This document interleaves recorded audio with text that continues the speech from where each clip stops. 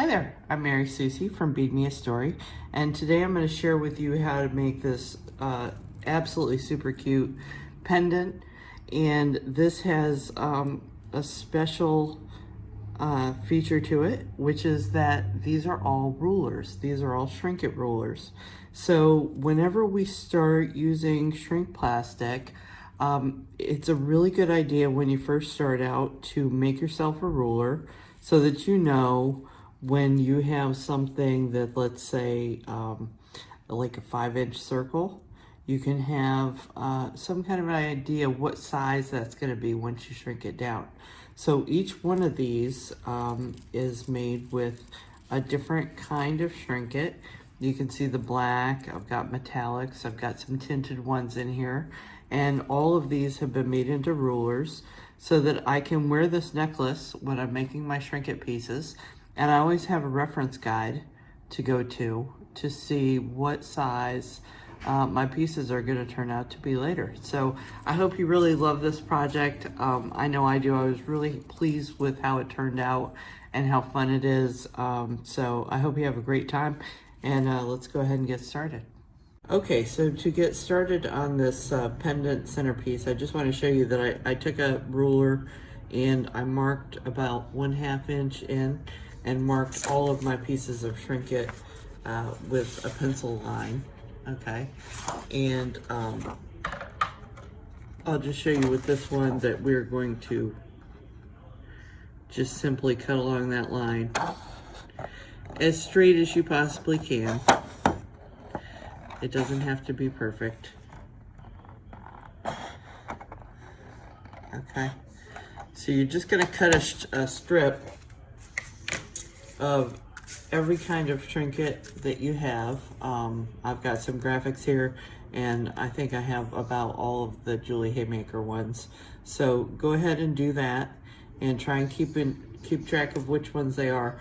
We're gonna need a 5-inch piece of each one. So that's the reason why I did the long side of this, so that I can then later, I can actually make 2 charms out of each one of these, because this is actually, if I can push this in front of the camera, this is actually at 11 inches. Now I do have 1 or 2 here that I got from Julie Haymaker that are a little bit shorter. They still will meet the 10-inch mark. Okay, they are, oh, well, it wasn't that one. But I did have one that ran a little bit shorter. It was still 10 inches, so I've still got 5 to work with. So I'll just be really careful on that one that I can cut it in half. But the rest of these are at first going to get cut in half. And being that we have 11 inches to work with, I'll cut it off at 5.5, and then, so that was about right there. I don't have to be exact. And then I have these 2 pieces to work with, and like I said, this will be 2 separate charms. So this way I can actually make 2 of everything as I'm going along. So if I want to make 2 of these necklaces, I certainly can. So let me regroup, and I'll be back in just a minute. So the next thing I've done, I've laid out all my strips here, and I just want to show you that I've kind of blocked out for myself what color ink I want to add on to each of these, because I've decided to decorate them. So this is my Moonlight White, and which Julie Haymaker sells on her site.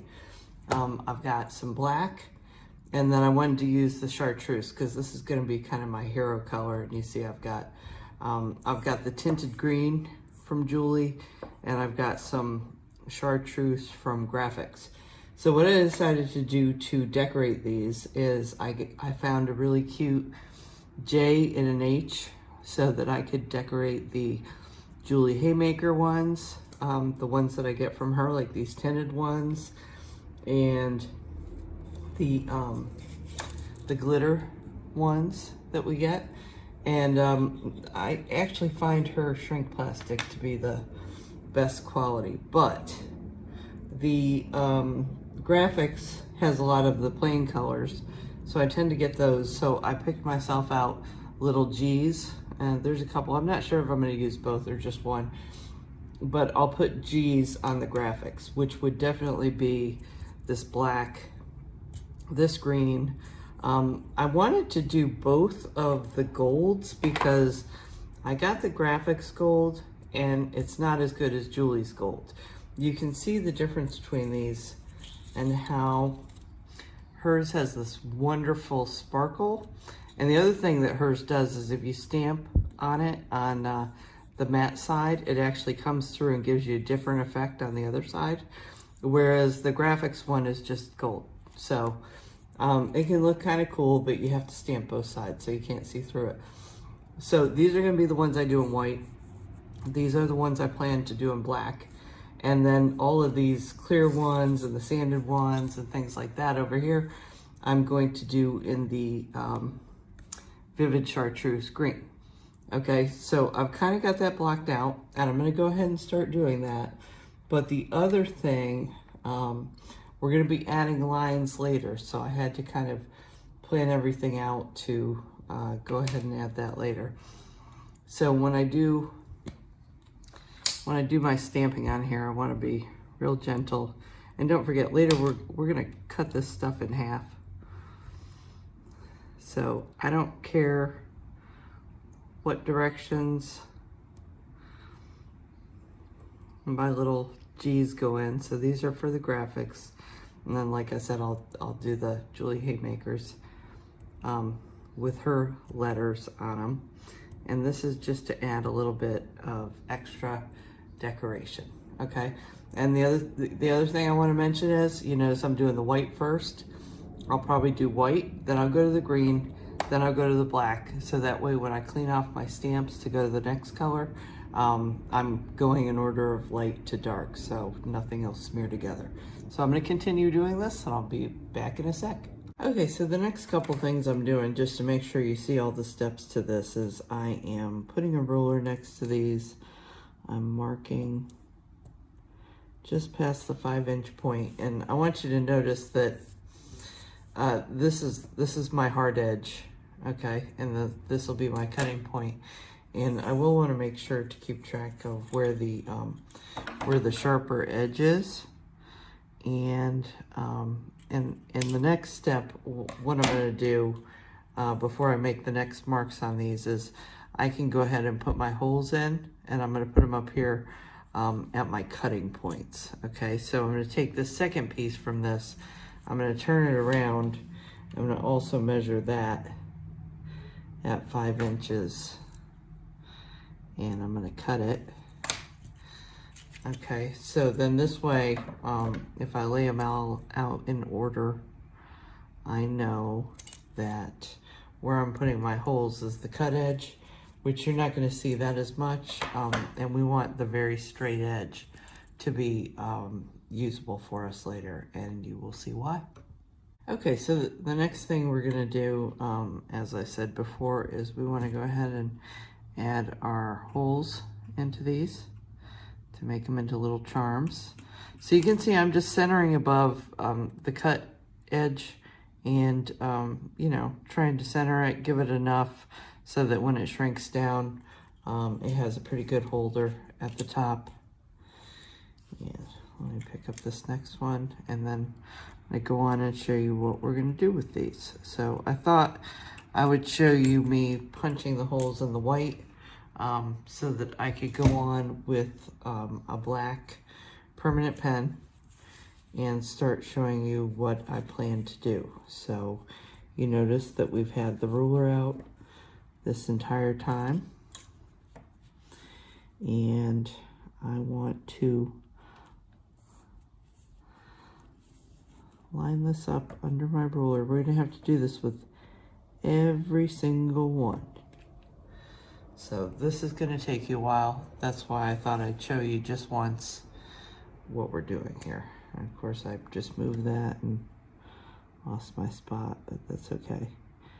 So I'm putting this really close in, and I'm gonna mark my edge. Okay, and I want to make a mark at each 1-inch point. I can come back and reinforce these if I want to later, but basically we're marking our inches. And then at the 1/2 inch point, let's come back and just do the tiniest. We want this to be shorter so that when we look at it later, we know that that's the 1/2 inch point. Okay? All right. So that's one side of this marked. And I do think what I'll do is come back and do these inch marks with the other end, and I'll show you what that's going to look like. So now we want to turn this around, and we want to do our millimeter side. Oops. So let's see.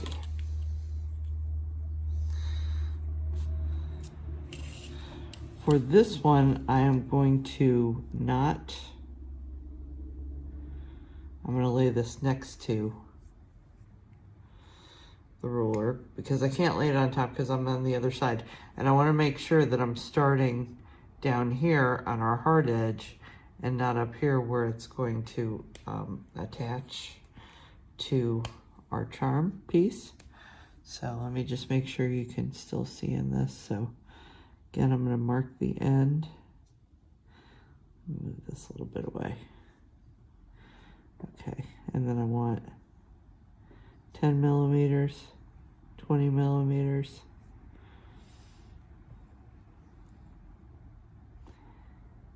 Move my finger down, make sure everything's lined up. 30 millimeters, 40 millimeters.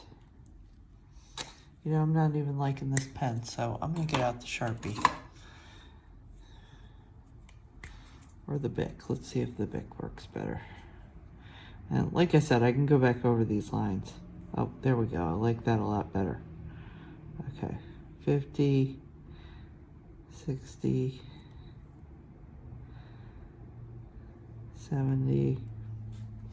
It doesn't have to be exactly perfect. Of course, you know that when you shrink things down, it's not going to be it's not going to be exact every time. I mean, it shrinks down like 50% or so. So just give ourselves an idea. Okay, so most of our pieces are going to go to 12 on here on this side, and I'm going to fill these back in. Okay, so this side, you want all your lines to look about the same. And on this other side where we did the inches, you want to make sure that your inch lines are pronounced and that the 1/2 inch are much shorter. Okay, so like I said, this doesn't have to be perfect. It's going to get shrunk down. You're going to do a ton of these, so you know you won't see every little detail. Now the other thing I need to show you now is that we need to go ahead and do the other side too. This one is white. Now you don't have to do the other side, but I think it's a good idea because then you can use either side of this, you know, wherever you view it, and you don't have something turned around that you don't like. So on the opaque ones, I would do both sides.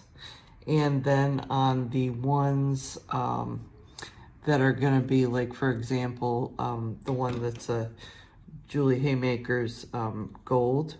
I know this is going to show through if I do a dark color. So you can do this either way. I'll probably do both sides. And you can kind of mimic too, particularly if you have a tracing board and you can light this up and do it really easily. So it's not really that hard to see through this and get the back side just the same way the front is. So we're going to go ahead and again, we cut out 2 of everything. Okay, so here's my glitter one, for example. Okay, and I have 2 of these. I only need 1 for the project we're working on. So if you know, this can get tiring doing all these, making all these marks. So if you want to just do 1 set today and save the other set for another time, you certainly can. But I didn't see any reason to waste the other strips. So I think when we make these, making 2 of them at a time is probably a good idea. Okay, so as you can see, I'm all finished marking each one of my pieces. I've got the inches side on each one, and I've got the millimeter side, and I have a hole in each one to hang each of these from when I'm finished. Okay, and I've preheated this box, so I'm going to go ahead and, oh, and this is one of our sparkly ones, so this will be fun. So I'm going to go ahead and put this in here, and I'm going to start heating it. I keep my little, you know, your popsicle stick, or I like to use a chopstick, just to kind of hold the beginning and end from touching if possible, so that they don't get stuck together. So here we go. And because this is a long one, we're going to kind of go back and forth. There's no need to really go in a circle because it's just a strip. So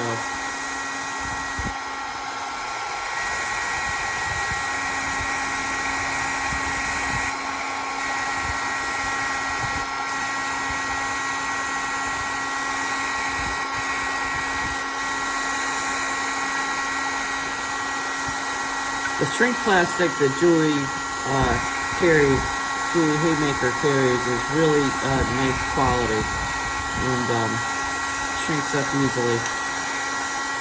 I'm just trying to get this so that it can lay flat.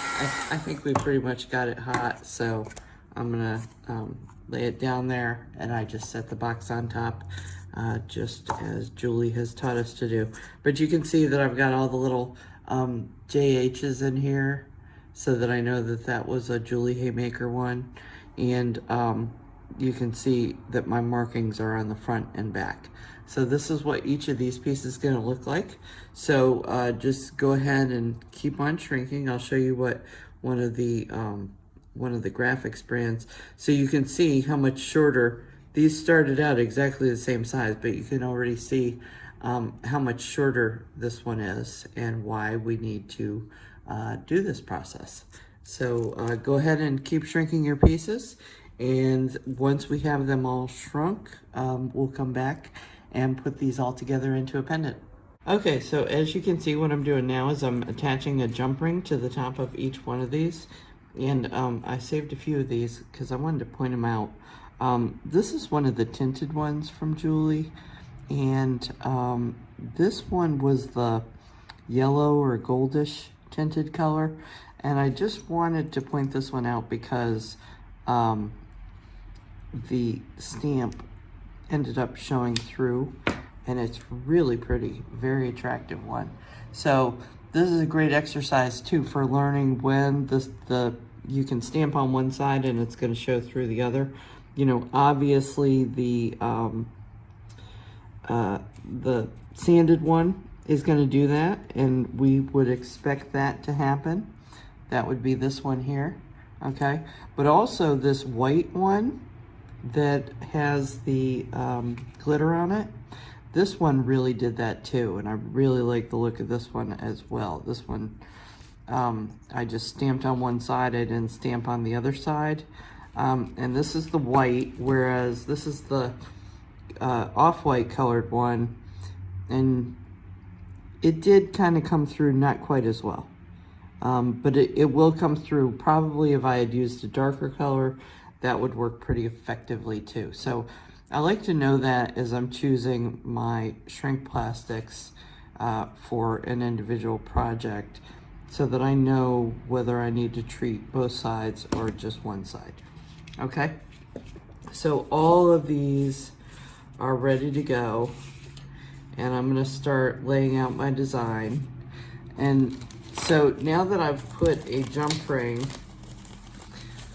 on the top of each one of these, I'm going to use larger jump rings to link these together. These are 18 gauge, 1/4 inch, and the ones that I used at the tops of my little Shrinket pieces were 18 gauge 5/32. Okay, so I am going to start using these. Now, the very bottom one, I probably want to choose one of my very longest pieces, so I think I'm going to use this tinted green piece as my center bottom. And on this one, let's see, we got 1, 2, 3, 4, 5, 6, 7, 8, 9, 10, 11, 12. So actually, I'm gonna use 2 at the bottom. These 2 are just gonna hang down straight, and I don't think it'll hurt anything if I use 2 instead of 1. I can reorient this later. If I start adding more to it and adding more shrink plastics to what I have, then I can always do that later. Now, on the next one, let me go ahead and do maybe I'll do the white and black next. Okay, so you see I picked up the white. I'm gonna pass through, and then I'm gonna pick up the black.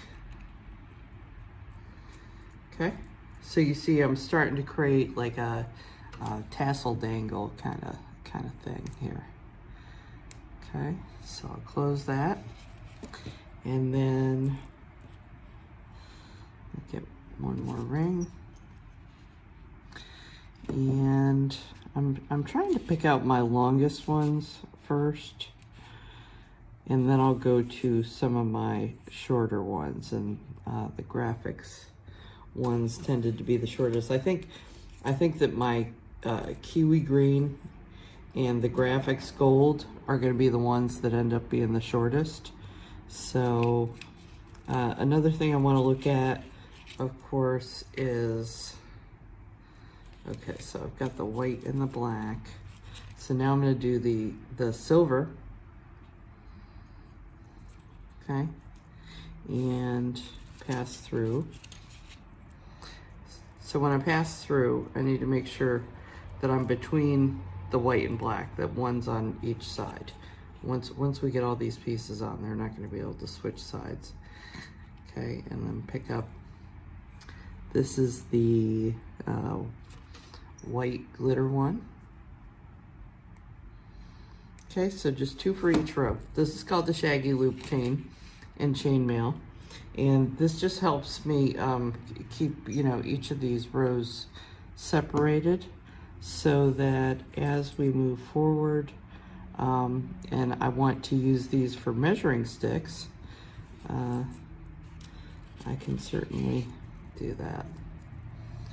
Okay, so I got that one and that one. And, you know, I'll have to look, you know, if I want to measure something, I'm going to have to look each time and see which one which shrink plastic I think that is. But that's another thought for you. You know, when you made this, instead of marking whether it was graphics or Julie Haymaker, you could have also written the name on each one of these. So you could have put, you know, tinted gold and frosted and sanded. So that's another way to differentiate these, to add some graphics to them and make them really super cute. So you can, and the other thing too is, of course, green was my focal color because I had all these neutrals, and then my one color that was in this piece is green, primarily like a kiwi or lime green. And that's something else that I could have changed. I could have used, as you know, Julie carries some tinted ones in like red and blue as well. So I could have made this, you know, where it established blue is the primary color. Okay, so here is my tassel of rulers. Is that not just the cutest idea? Something that you can wear during the pandemic, and you can actually wear around the house that's going to be useful for you. So when you start working on your shrinkets and you need to know a size, you can take out your handy dandy ruler from around your neck and have it to go to when you decide how large or how small you're making each of your little flower pieces that you're gonna use with the Julie Haymaker mold. So anyway, this is what the pendant's gonna look like. I'm gonna come back one more time. I made a special chain to go with this. That is my specialty, is chainmail. So I made a complimentary chain that is a chain designed to go with this, that's made in small components and then built into a longer chain. and that's called the Feasible Chain, and that will be a kit that's available on my website. This tutorial is free for everyone because I thought it was such a fun idea that I wanted to share it. Okay, so I wanted to share with you the finished pendant and show it to you as it gets added onto the chain. This is a feasible chain. This will be available from me too. This has its own video and uses fairly normal size jump rings, so most people will have no problem learning to make it. But this little pendant that I made, I think, is just great. It's kind of like a little tassel, but it's all made up of little Shrinket Rulers. So now, if you want to add to this, you can always add to it at any time if you start using another kind of shrink plastic. And, you know, as I've said before, you could have used your little stamps or used handwriting to write the name of, you know, frosted or tinted or metallic. There's all sorts of different ways to approach this, so you can really have a lot of fun with this. But I think it's neat to have a little piece of jewelry, a little piece of chain that you can wear while you're making your shrink plastic pieces, and it has all your rulers available to you right at the moment, so you can see, oh, you know, I'm making a 3-inch circle in the Julie Haymaker silver. I can tell by my little letters on here, and it's 3 inches, so 1, 2, 3. So this is about the size that circle's going to end up. Okay, so it's really practical. And then again, the chainmail on this is called Feasible Chain. You know, it's a great way to add chains to your pieces and have fun with your pendants, to learn a little bit of chainmail.